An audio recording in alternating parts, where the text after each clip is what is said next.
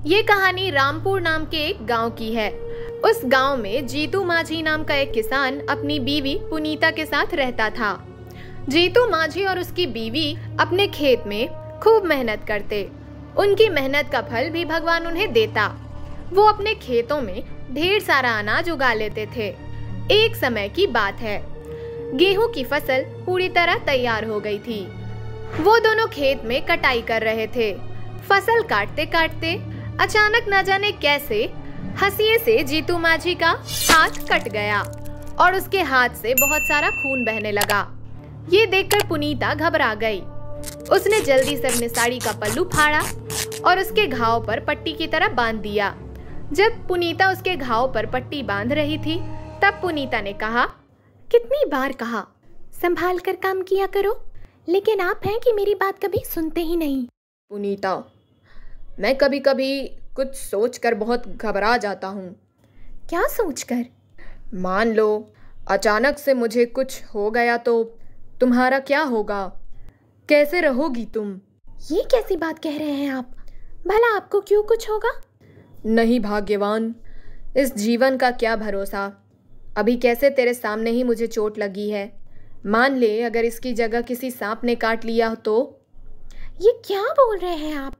जीवन का तो भरोसा नहीं, लेकिन मुझे मेरे भगवान पर पूरा भरोसा है। वो हमें हर मुसीबत से बचा कर रखेंगे। सच में जीवन का भरोसा नहीं है। अगले ही पल क्या हो जाए किसे पता। उसी दिन शाम को कटाई का काम पूरा कर वो अपने घर लौट रहे थे। उनके घर और खेत के बीच की दूरी लगभग 1.5 किलोमीटर थी। उनके घर और खेत के रास्ते में एक कुआं पड़ता था और शाम के बाद कोई भी उस कुएं की तरफ नहीं जाता था। गांव वालों का कहना था कि शाम के बाद उस कुएं से अजीबोगरीब आवाजें सुनाई देती हैं। वो आवाज वहां से गुजरने वाले लोगों को उनके नाम से पुकारती और कहती, कोई मुझे इस कुएं से निकाल दो, निकालो मुझे, मेरा यहाँ दम घुटता है। सबसे आश्चर्य की बात ये थी कि ये आवाज कभी औरत की होती तो कभी एक मर्द की, और कभी कभी तो कुएं से किसी बच्ची की भी आवाज सुनाई देती। लोग कहते थे कि जो भी उनकी आवाज सुनकर वहां रुका और उनकी मदद करने की सोची, वो वहां से कभी वापस नहीं लौट कर आया। जीतू और पुनीता को कभी भी ऐसी आवाज सुनाई नहीं दी थी, इसलिए इन दोनों का लोगों की बातों पर विश्वास नहीं था। इसके पीछे एक कारण ये भी था कि वो दोनों तो सालों से उस रास्ते से गुजरते आए हैं। कभी कभी तो रात भी हो जाती थी, लेकिन उन्हें तो कभी कोई आवाज सुनाई नहीं दी थी। उस दिन भी अंधेरा हो चुका था।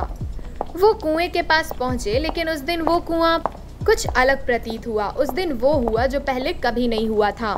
पुनीता, मुझे बाहर निकालो। माँ, मुझे बाहर निकालो ना। देखो ना, मैं यहाँ फंस गई हूँ। मुझे यहाँ से निकालो, नहीं तो मैं मर जाऊंगी। हे भगवान, ये कैसी आवाज है? कहीं कोई बच्ची इस कुएं में गिर तो नहीं गई? हो सकता है वो फंसी हुई हो। और इसे मेरा नाम कैसे पता चला? माँ, ओ माँ, मैं बहुत छोटी हूँ ना, इसलिए खुद से नहीं निकल पा रही हूँ। कृपया मुझे बाहर निकालो ना, मदद कर दो ना मेरी माँ। निकालो ना माँ, क्या सोच रही हो? माँ, मुझे बचा दो ना। देखो जी, मैंने कहा ना, ये किसी बच्ची की आवाज़ है। वो मर जाएगी। लगता है वो अनजाने में इस कुएं में गिर गई है। मैं उसे बचाऊंगी। माँ, मैं बहुत छोटी हूँ ना, इसलिए खुद से नहीं निकल सकती। कृपया मुझे बाहर निकालो ना। निकालो ना माँ, क्या सोच रही हो? माँ, मुझे निकालो ना माँ। अरे तुम पागल हो गई हो क्या? गांव वालों की बात भूल गई? यूं कोई अपनी मौत के पास जाता है क्या? चलो चलो यहाँ से, घर चलो तुम, वरना कुछ अनहोनी हो जाएगी। लेकिन वो बच्ची, अरे उसका क्या होगा? जीतू ने पुनीता की कोई बात नहीं सुनी। वो उसे वहां से जबरदस्ती खींचते हुए ले जाने लगा और कुएं से लगातार आवाज आती रही, लेकिन दोनों उसे अनसुनी करके आगे बढ़ते गए। दोनों घर तो वापस लौट गए, लेकिन दोनों कहीं न कहीं खुद को दोषी मान रहे थे। उन्हें लग रहा था कि क्या पता सच में कोई बच्ची कुएं के अंदर हो और उन्होंने उसे मरता हुआ छोड़ दिया। पुनीता और जीतू को कोई बच्चा नहीं था। उनकी शादी हुए 20 साल से अधिक हो चुके थे। कई हवन पूजन न जाने क्या क्या करवाया जिससे बच्चा होने की उम्मीद थी। दवा दारू, वैद्य, हकीम, ओझा, तांत्रिक सभी की मदद ली। न जाने कितनी पूजा की, ताबीज बांधे, लेकिन कोई फायदा नहीं हुआ और पुनीता की कोख सूनी की सूनी ही रह गई।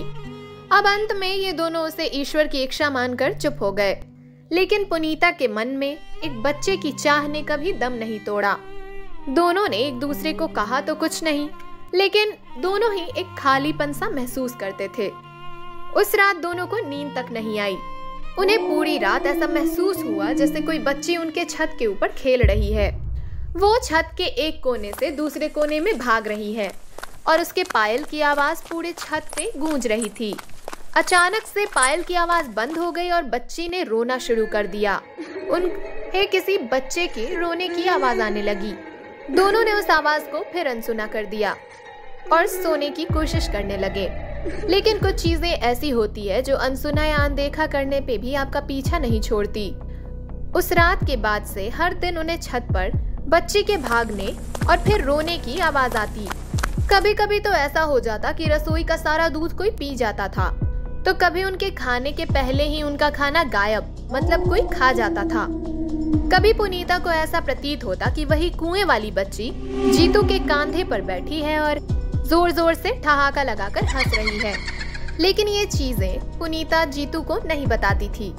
लगातार ये चीजें हो रही थी, जिस कारण दोनों अब बहुत ज्यादा घबराने लगे थे और अब उन्हें अपना घर भूतिया लगता था। उन्हें अपने घर में जाने से भी डर लगता था। दोनों ही समझ नहीं पा रहे थे कि कैसे वो इस मुसीबत से अपना पीछा छुड़वाएं। ये सब होते होते लगभग 20 दिन गुजर गए। एक दिन रात को जब इसी तरह छत पर बच्ची के भागने की आवाज आई तो आज उस घटना को पूरे 20 दिन हो गए जी, जब हम दोनों उस बच्ची को वहाँ कुएं में रोता छोड़ रहे थे। लेकिन उसके बाद से पता नहीं हमारे घर पर और हम पर किसका साया पड़ गया है। हमेशा कुछ न कुछ उल्टा पुल्टा होता ही रहता है। अब देखिए ना, ये हर रात को छत पर पता नहीं कौन भागते रहता है। शायद कोई बच्ची है, क्योंकि मुझे पायल की आवाज सुनाई देती है। कहीं हमने कुछ गलत तो नहीं कर दिया ना? अरे क्यों डरती है? हमने कुछ गलत नहीं किया। आवाजें तो मुझे भी आती हैं, लेकिन सच कहूँ डर के मारे छत पर जाने की मेरी हिम्मत ही नहीं होती। लेकिन बात यह है कि कितने दिन हम ऐसे डर डर कर रहेंगे, ऐसे काम नहीं चलेगा। चलो हम दोनों साथ में छत पे चलते हैं और देखते हैं ये आवाजें आती कहाँ से है, ठीक है? डरते डरते ही सही, लेकिन दोनों छत पे गए। जब वो ऊपर गए तो उनकी आंखों ने कुछ ऐसा देखा जिस पर उन्हें विश्वास नहीं हुआ। उन्होंने देखा कि उस बच्ची के अलावा छत पर एक आदमी और औरत भी बैठे हैं। ये वही बच्ची है जो पुनीता को कुएं में दिखी थी।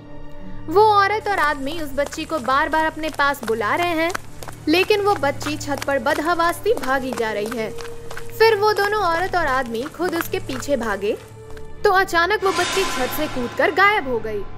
ये सब देखकर पुनीता डर से कांपने लगी और अचानक वो बेहोश हो गई। जीतू उसे संभालता हुआ नीचे लेकर आया। पता है, पूरी रात तुम बेहोश रही हो। जानते हैं, रात को जो बच्ची हमने छत पर देखी, ये तो वही बच्ची है जिसे मैंने कुएं के अंदर देखा था। ये हमारी छत पे कैसे आई? मुझे लगता है हमें बिना कोई देर किए काली मंदिर वाले पुजारी से मिलना चाहिए, जो गांव के बाहर मंदिर है ना, उनसे। दोनों तत्काल मंदिर पहुंचते हैं और पुजारी को उन्होंने सारी बातें बताई। मंदिर का पुजारी उनकी बातों को गौर से सुनता है। तभी वो अपनी आंखें बंद कर कुछ मंत्र बुदबुदाने लगता है। ओम ह्रीं क्लीं मुंडाए विच्चे, ओम ह्रीं क्लीं चामुंडाए विच्चे। सुनो, तुम लोग बिल्कुल भी मत डरो, बस जैसा मैं कहता हूँ वो करो। तुमने ये भभूत छत पे जाके बस छींट देनी है और दूसरे दिन फिर मेरे पास आना है। पुजारी से भभूत लेकर दोनों घर पहुंचे और पुजारी द्वारा दिए गए भभूत को पूरे छत पर छींट दिया। उस रात दोनों चैन से सोए क्योंकि उनकी छत पर कोई हलचल नहीं हुई थी। अगली सुबह दोनों फिर से पुजारी के पास पहुंचे। पुजारी ने कहा कि हमें आज के आज ही उस कुएं के पास जाना है। किसी ने बहुत बेरहमी से मारा है उसे। पुनीता ने जब ये सुना तो उसने पुजारी से पूछा, किसे मारा है पुजारी जी? तब पुजारी ने कहा, सब बताता हूँ, लेकिन पहले जहाँ वो कुआं है वहाँ मुझे ले चलो। अब तीनों उस कुएं के पास पहुँचते हैं। पुजारी जी, पुनीता और जीतू उसी भूतिया कुएं के पास खड़े हैं। पुजारी ने अपनी आंखें बंद की हुई हैं और फिर से कोई मंत्र बुदबुदा रहा है। अचानक कुएं से एक आदमी और एक औरत की जोर जोर से चीखने की आवाज सुनाई देती है। पुजारी अपनी आंखें खोलता है और कुएं की तरफ झांकते हुए कहता है, तुम लोग क्यों लोगों को परेशान कर रहे हो? इस कुएं को छोड़कर चले जाओ, नहीं तो मैं तुम्हें नष्ट कर दूंगा। अचानक उस कुएं से एक रोती हुई बच्ची निकलती है। ये तो वही बच्ची है जिसे पुनीता ने उस दिन रोते हुए कुएं में देखा था।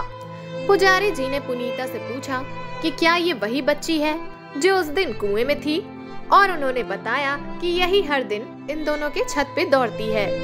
हाँ हाँ, ये वही है पुजारी जी, वही है ये। इससे पूछिए हमने इसका क्या बिगाड़ा है। वो ये बातें कर ही रहे होते हैं कि बच्ची पुजारी के पास रोते हुए आती है और बोलती है, पुजारी जी, आप मुझे नष्ट कर दीजिए, लेकिन मेरे माता पिता को छोड़ दीजिए। ये सुनकर पुजारी जी फिर से कुएं में झांकते हैं और फिर से गुस्से में बोलते हैं, देख रहे हो तुम लोग, ये बच्ची अभी भी तुम लोग से कितना प्यार करती है, लेकिन तुम दोनों ने इसके साथ क्या किया था? इस बेचारी को इस कुएं में धक्का देकर मरने के लिए छोड़ दिया था क्योंकि ये एक लड़की थी और तुम लड़का चाहते थे। तुम लोग जल्दी से बाहर निकलो और इससे माफी मांगो, तभी तुम सबकी मुक्ति होगी। जल्दी निकलो, जल्दी। लेकिन कुएं से कोई बाहर नहीं आता। कुछ देर में कुएं से और भी डरावनी आवाजें आने लगती है। अब पुजारी बिना देर किए फिर से मंत्र पढ़ने लगता है और अपने झोले से एक नींबू निकालकर कुएं में डाल देता है। कुछ देर में कुएं से धुआं निकलना शुरू होता है और किसी के चीखने की आवाज आने लगती है। फिर सब कुछ बिल्कुल शांत हो जाता है। पुजारी अपनी झोली से फिर एक डिबिया निकालता है और उसके अंदर के भभूत को पास खड़ी बच्ची पर डाल देता है। धीरे धीरे वो बच्ची धुएं में बदलती जाती है और वो मुस्कुराते हुए पुजारी जी, पुनीता और जीतू की तरफ देखते हुए कहती है, माँ, मैं फिर से आऊंगी, तुम मेरा इंतजार करना। करोगी ना माँ मेरा इंतजार? बोलो ना। ये कहते कहते वो पूरी तरह से गायब हो जाती है।